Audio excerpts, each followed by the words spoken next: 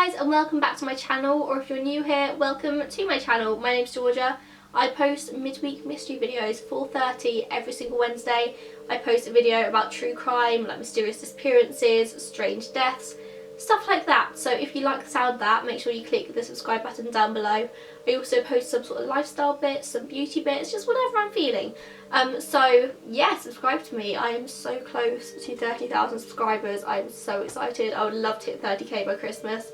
So help me out by clicking that button down below. Today's mystery is about the strange murder of Dorothy Jane Scott. It's a very interesting one. I actually researched this inspired by my Cindy James video I did a couple of weeks ago, which I'll link up here and down below. If you hadn't watched that Cindy James video, basically she was stalked, harassed and ended up being found dead. And you guys all really seem to like that take on a mystery, so I researched some more stalking cases, and this is a very, very interesting one. So for a little bit of time context here, this took place in 1980. Dorothy Scott was a 32-year-old single mother. She lived with her son Shaun, who was 4 years old, and her aunt in a town that was just outside of Anaheim in California. Dorothy, by all means, was a very normal woman. She was deeply religious. She really, really cared for her son. She would do anything for him.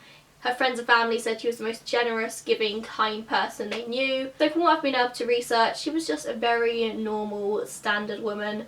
Her social circle pretty much consisted of friends from her church groups, and that was that really. She was just a very normal woman. Of course, she had a job as well. She worked as a secretary behind the scenes of a shop called Swingers Psych Shop, and I think from what I can gather, she also did the sort of accounts and stuff for the place next door as well, which was called Custom John's Head Shop, which both sound like very weird names. From what I can gather, they were sort of a hub for the hippie community in Anaheim at the time. This was obviously late 70s, early 80s.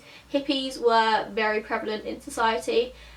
These were just some shops they could come and hang out in. They would buy bongs, tie-dye t-shirts, lava lamps, and that was that. Whilst Dorothy was at work, she would always drop her son Shaun off with her parents, and they would look after him for the day. Little fun fact here is that the shop she worked in was actually previously owned by her father.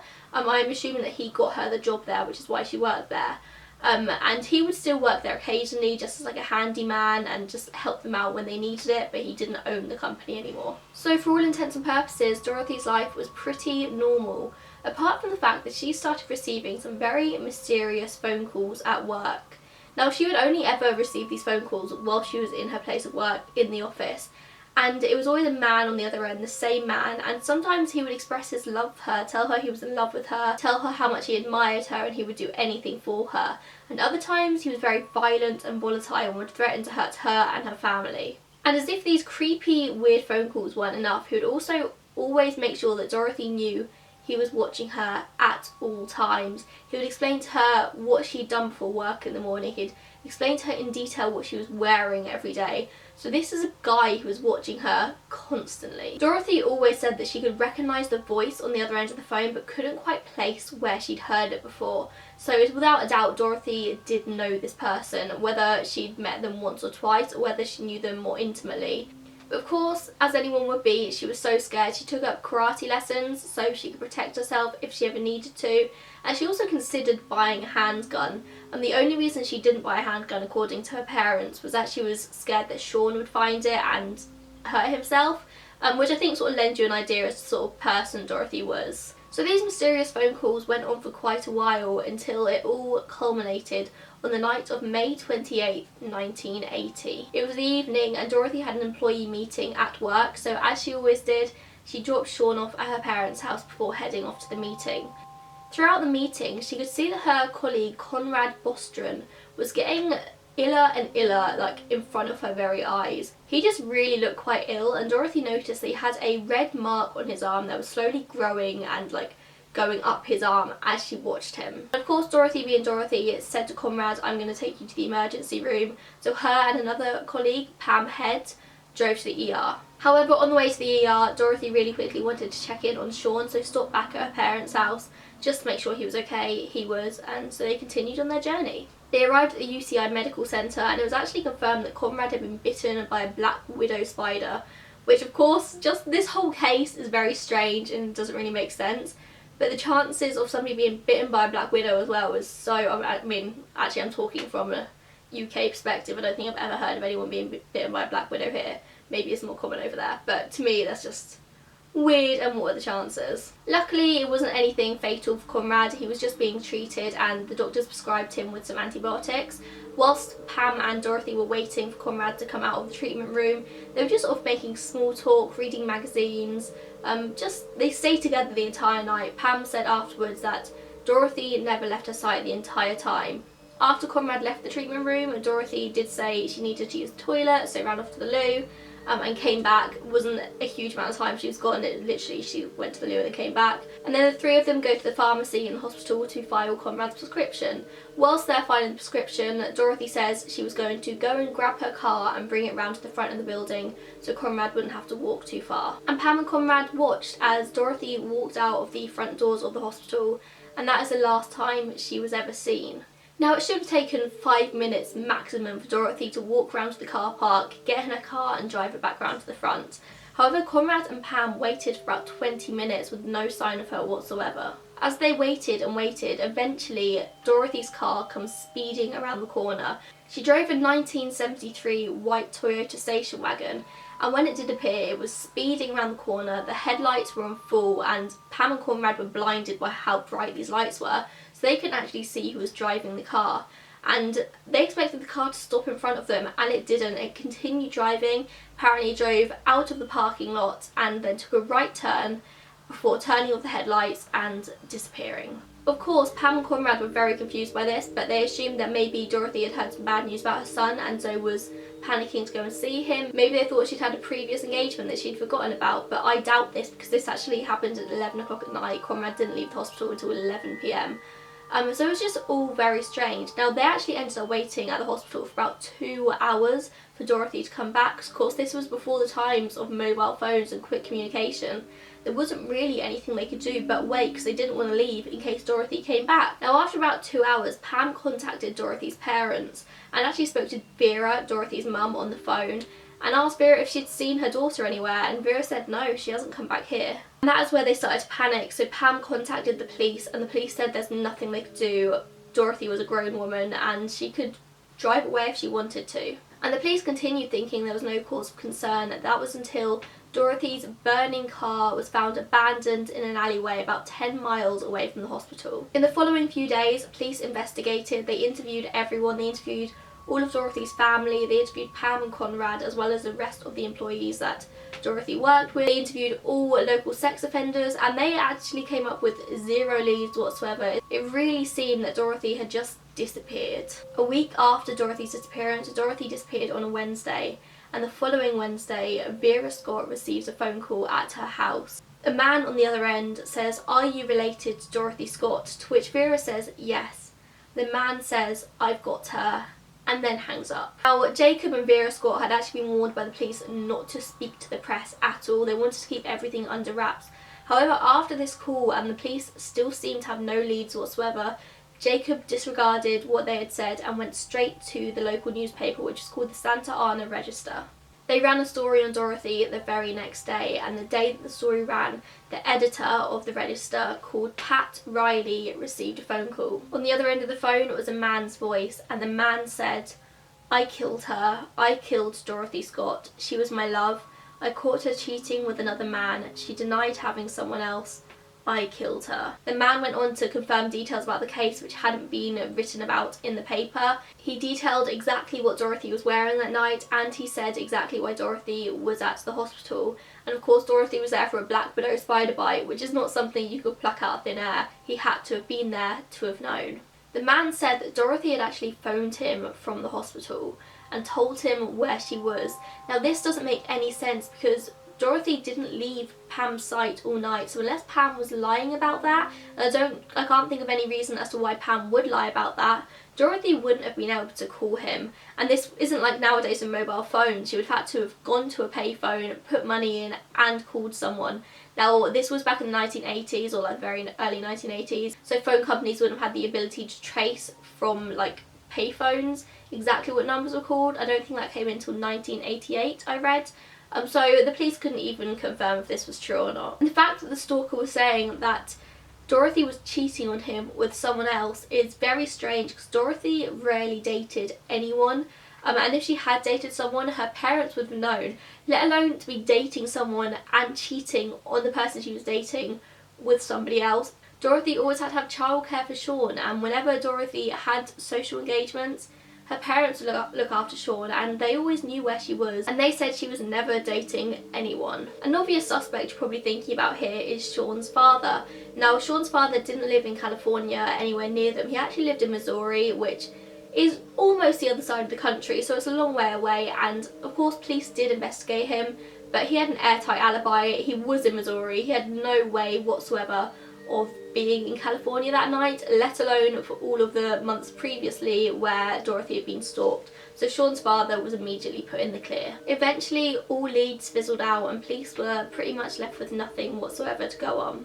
Apart from the fact that after Vera received that phone call that one Wednesday, she continued receiving them every single Wednesday for the next 4 years. The stalker would phone her house during the day when it was only her home, and he would ask things like, "Is Dorothy there?"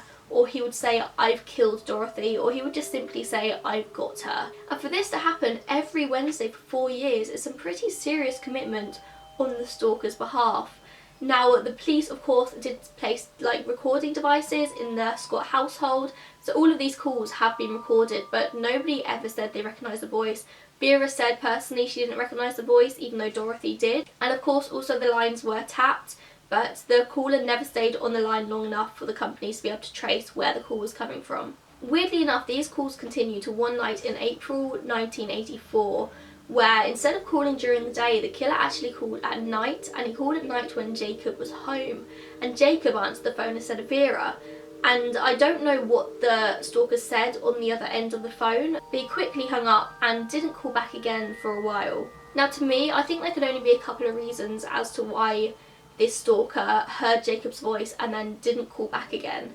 Either the stalker thought that maybe the Scotts had moved households and it wasn't them there anymore. However, this guy's a stalker, so would probably be keeping an eye on whether the Scotts were still in the house or not, so I don't really think that has much basis to it. The other reason, which I think could be quite significant here, is maybe the caller was scared that Jacob would recognise his voice, which to me leads to the idea that Jacob probably knew the person that was doing this, and the person was so scared that Jacob would recognise his voice that he just never called back again. Maybe it was somebody that worked with them at the shop, or maybe it was just one of Jacob's friends. Just 3.5 months after these calls to the Scott household stopped, Dorothy's body was found. Her remains were found by a construction worker who was working on the Santa Ana Canyon Road, and he actually found the remains of a dog, so a dog skeleton, first. And of course didn't think anything of it was a dog, so he just carried on digging where he was. It was only once he'd removed the dog skeleton and continued digging underneath that he discovered human remains. The remains he found were 2 thigh bones, 1 skull and 1 pelvis. When the police came to investigate the area, they also found a turquoise ring and a watch along with the remains, and they took these items straight to Vera Scott, who confirmed right away that they belonged to her daughter. So before her remains were even formally identified and any DNA was done, the police were pretty sure this was Dorothy's body. The watch that the police had found had actually stopped 12:30 AM on the 29th of May 1980. So just an hour and a half after Dorothy was last seen. Announcements of Dorothy's death were of course run in the local newspaper, and after these articles ran, the Scotts received 2 more phone calls to their home. Both of them just asked, "Is Dorothy home?" Jacob Scott died in 1994 and Vera died just 8 years later in 2002, and both of them died not knowing what happened to their daughter. Now, it's easy to assume that Dorothy's stalker must have been someone that she knew well or knew of her well, but that's not really the case. Stalking can be started by anyone at any time. It could have been simply Dorothy went out for lunch one day and the waiter took a shine to her, or somebody she passed in the street once, or she must have spoken to a lot of people on the phones in her job in the back office. And so maybe it was somebody that she spoke to place orders or stuff like that, which would be why she recognised the voice. A lot of people say that it was possibly an employee at the shop. I personally think if it was an employee, then Dorothy would have recognised the voice pretty quickly. Unless maybe she did recognise the voice and was just always too scared to say something, which is another possibility. In this case, I don't have any theories to talk to you about. I don't have people to say it could have been this person, it could have been this person, like I usually do at the end of these videos. What I have are a lot of interesting questions that I think are quite thought-provoking about this case, because really the police have no idea, nobody has any idea, and there's just a lot of unanswered questions in this case. Before I start talking about these thought-provoking questions though, I actually found out something that's very interesting. Dorothy, although she was being stalked in 1980, it wasn't classed as a crime to be stalked back then. And now saying that, I'm not actually sure if it wasn't a crime in all of the United States or just in California, so I might Google that and put that here. But stalking wasn't a crime until 1990, which I think is just shocking. So even though Dorothy was being stalked, she couldn't have even like talked to the police about it because it wasn't a crime. They couldn't have done anything about it, which I just think is really sad, because maybe if she had been able to talk to the police about it before like she was murdered, then maybe they could have done something to help her. So some things to think about here. The stalker clearly followed Dorothy everywhere she went. He knew what she was wearing, he knew where she was, he knew who she was talking to, which leads me to believe that the stalker didn't have a job of his own. He always called Dorothy during opening hours at the store when she was at work, which I'm guessing was a standard 9 to 5 job. So the stalker can't have been working himself to be able to do this, which makes me think that the stalker was either unemployed himself or worked very odd hours, maybe did night shifts or just strange hours in general, but he was pretty much always around from 9 to 5 throughout the day. Was the dog's corpse that was found on top of her own significant, or was it a coincidence? Potentially the killer could have placed the dog's corpse on top of her own to maybe mask the smell if the police did send out cadaver dogs to look for Dorothy. Maybe the dogs would have only been able to pick up the other dog's scent and not her body. I'm not sure how scientific that is. I don't even know if that's a thing, but maybe that is the way the killer thought. Maybe that is something that would actually work. But yeah, maybe the dog did just die on top of her, like where she'd been buried, coincidentally, who knows. Why did the killer choose to finally attack her at the hospital? Dorothy had been being stalked for a long time and she'd never come face to face with her stalker. The stalker had never sent her any threatening notes or spoke to her in person that she knew of.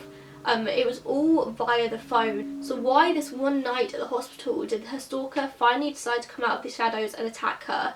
Was it the change in her routine that angered him? Was it the fact that she was with another man, Conrad, that angered him? Why this night? And this also shows how much this stalker followed Dorothy wherever she went, because the stalker wouldn't have known that Dorothy was at the hospital, but somehow he was there and he did know. And was it planned? Had he decided to attack Dorothy no matter what on this night, no matter where she was? Or was it just a moment of pure chance and he got lucky with never being caught? Did he drive to the hospital himself, or was he dropped there by a taxi? California's a big place and I'm pretty sure you probably can't walk everywhere out there, so I'm assuming that you've always got to have some form of transportation to get from place to place. If a taxi did drop him there, why did the police not look into people or taxis that had taken people to the hospital? There's just so many unanswered questions. If the guy did drive there himself, he would have had to have gone back to pick up his car. Why was Dorothy's car abandoned where it was? Apparently around the place Dorothy's car was abandoned, there are a lot of really sketchy apartment buildings, which is somewhere the killer could have lived himself.